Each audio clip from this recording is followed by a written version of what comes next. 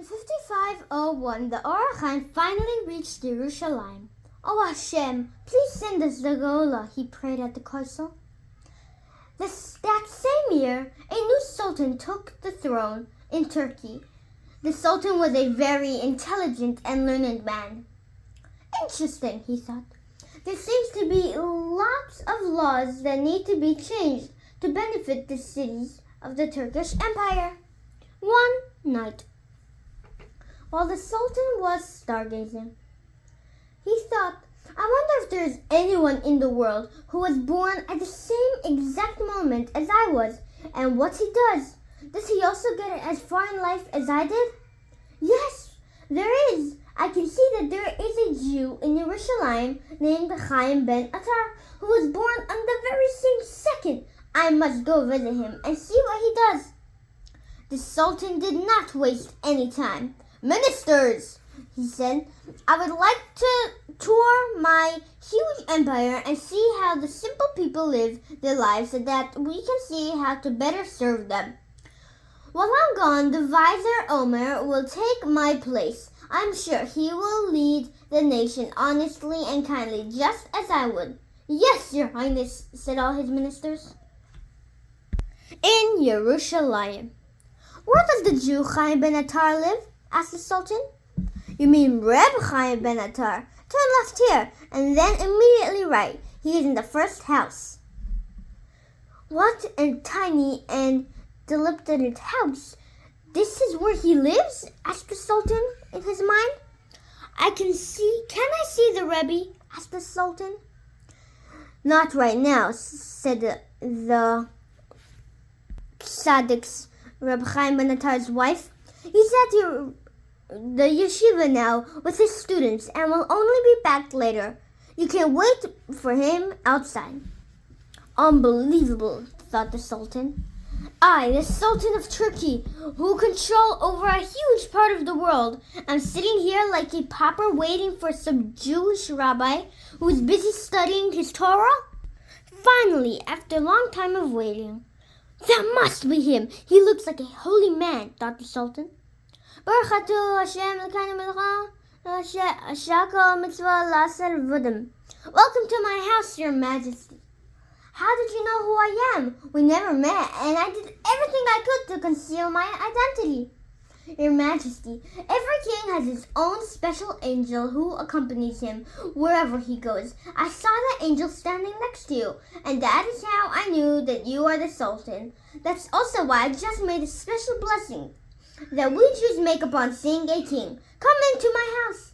"You call this a house? Come to Turkey, and you'll see what a magnificent palace my home is. I'm grateful to Hashem and don't need a fancy place. After so many years in exile, I'm finally able to live in Jerusalem, where I can sit and learn Torah. The food is actually quite good. I was very hungry. Do you know that we were both born at the very same second?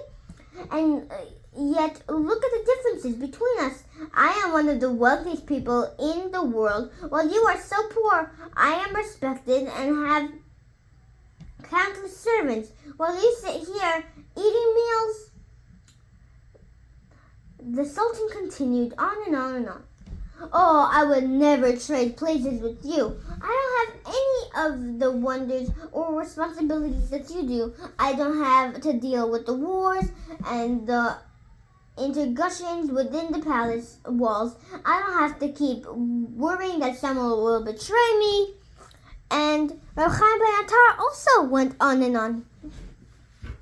"It's true. My ministers were just a little too happy to hear that I am leaving. I wish I could know what's going on in my palace right now," said the sultan. "No problem," said Reb Chaim ben Attar. "Your Majesty, come look into this mirror and you will see." "What? That's Turkey, my kingdom." "That's right. Now look closely. It's Istanbul, the capital city. Keep looking. Wait, and here's my palace. And my wife, she looks worried. What's this? I see Vizier Omer is yelling and threatening the queen. What's going on?" "Listen. I am planning to rebel against the sultan and seize power power over this country. If you cooperate with me and not tell the ministers who are on the Sultan's side about my plans, I will allow you to remain the queen and continue to receive the honor you are used to." "No way," said his wife. "I would never cooperate with a rebellion against my husband." "What's going to be, Rabbi? He'll kill her," screamed the Sultan. "Calm down, Your Majesty. Do you have a weapon on you?" "Yes, I have a gun." "Good. Now aim your weapon at the target and shoot." Bam! And the Sultan King killed the miser. "Calm down, Your Majesty. You did the right thing. I must go back to the palace. There's going to be a major commotion there now." "Yes, when you return to your palace, the ministers will tell you that the Jews were the ones who killed the vizier. They'll ask you to punish all the Jews in your kingdom." "But I know the truth." "Yes, but don't tell it to them right away. First ask to push off the heading until I arrive. Only then will we receive the truth to everyone." "Okay, I'll do that. Thank you, Rabbi. I'll head back now." In the meantime, at the palace. "It's very strange. All the windows were closed. How did someone manage to shoot him?" "It is our chance to get rid of the Jews. We'll tell the Sultan that they were the ones who killed him so that they can use his blood for their matzah. In Europe, they do that all the time." "Great idea, Minister. What should we do with the body?" "We'll hide it in the wine cellar. No one will find it there." That day. "Open up!" "What do you want?" asked the chief rabbi. "You're the Jews' chief rabbi, right? You are under arrest." "We claim that we were the ones who killed the vizier to take the blood for the matzah. I would never have imagined that in Turkey, too, they use that kind of labels." "Welcome back, Your Majesty. Welcome back." "Your Majesty, we must punish the Jews severely. They killed their leaders and rabbis and sent the rest for the Jews into exile. This is an unforgivable crime." "Are there any witnesses who saw the Jews killing the vizier?" "Of course there are. Dozens of witnesses who will be happy to testify." "I am very angry," said the Sultan. And in his mind he said, "I am angry to hear that there are so many liars in my city." "You're right. We need to punish the preparation severely. But we are a respectable country and we follow the law. We'll hold a legal hearing and witnesses will testify and then we will issue a sentence." "What's the point of having a hearing? It's obviously the Jews who killed the vizier. You can sign an order to expel the Jews right now. We were just waiting for you to return to do that." "That's my decision to make. And I warn you, until the hearing, I don't want to hear of a single any kind of trouble against the Jews. You're dismissed." 1 month later. "What are we waiting for?" asked one of the advisors.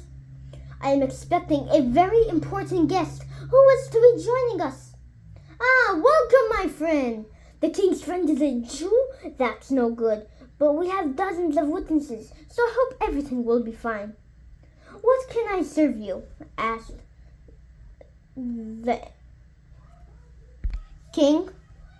"I hear that the king's wine cellar has excellent wines from all over the world. Perhaps we can begin with a small drink before we begin the hearing." "But the king's wine is Yain Nesach.